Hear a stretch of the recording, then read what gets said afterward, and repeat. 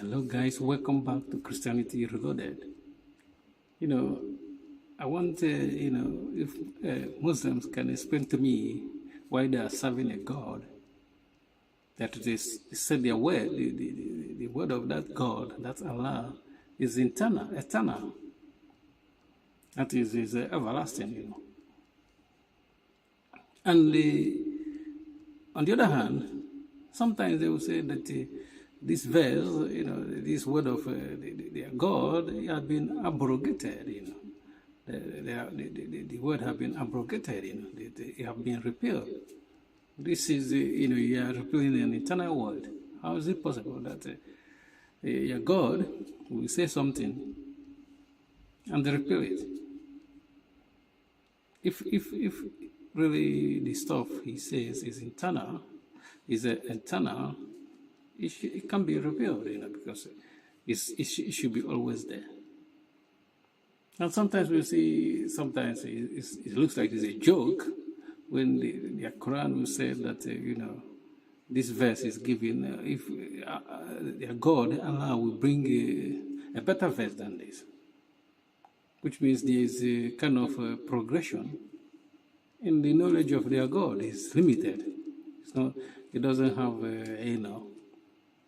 the knowledge is not unlimited. The knowledge of that God is completely limited. That's why he said that this verse, I'm gonna bring a better one. This looks like a joke. Like it looks like a God that doesn't know what he's doing. He's learning from somewhere. That's what it is, and that's what the conclusion will be. Look, this is what we see. This God is learning from something else, because he said their God, their Allah, is on the path. Is on the way. Maybe he's on the way to acquire more knowledge. He doesn't have omnipotent attribute, as they like to say it. Because Muslims, when you talk about God, they always shout, God is all powerful. I think this is their number one go-to when they want to describe about God. He's all powerful, he's all knowing, stuff like that. But when you look at their text, we see that he's not unknowing, because if he's unknowing, why do you say something today and tomorrow you take it out? You abrogate it, you just repeat what you said. Is this kind of inconsistency we see with Islam. That's why we conclude that it's a false religion, even though they don't admit that, because they depend heavily on the text. They don't depend on the miracle of that God. That's the irony of the whole stuff. None of them you don't see them talking about this. I'm not talking about saying that he created the world or he do this. This is not the first time we're hearing that God created the world. It's there in the Old Testament. Islam came 600 years before even Christ, and more than 2,000 years before the Old Testament was written. Or after the Old Testament was written, that's when Islam came. So it's only people that, is Muhammad audience in desert that don't have access to information, that he's going to come and start telling them something that other people already know, like in the Bible, about God, about Adam, about Abraham. People they're in desert, they don't have any means of information. That's what we call desert mentality. That's the only people that this kind of religion will appeal to. It's not going to appeal. That's why we see in this day and age where we have the internet, we see how the internet is able to be exposing their inconsistency. Because now we can have access to their books. Not like before. If you're talking to someone in the desert, no access to the library, no access to information, everything you say, you will take it. Because they are naive. But now everything the Muslims tells me, I take it with a grain of salt. Because I know they have inconsistency everywhere.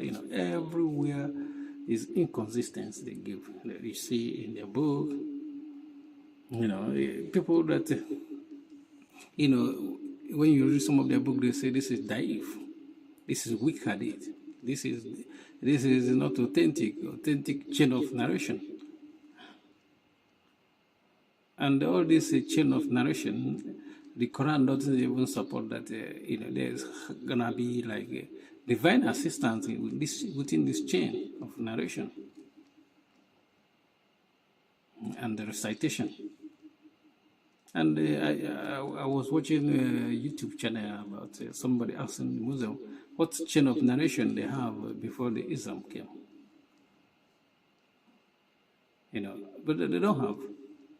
Because they said that the Bible is corrupt, which means a chain of narration there is corrupt, so you throw it in the bin. No, not which chain of narration again do you have? Nothing. Thank you for watching. Please don't forget to subscribe to our YouTube channel and like our video and comment. I see a lot of Muslims, they're coming to my comment section to say something, make some claims as well. Because as they're talking to me, as they're writing to me on comment section, they're making some claims, and most of the time they don't back up their claim. That's the problem. You can claim anything you want, and sometimes they will say that the Christianity is not logical.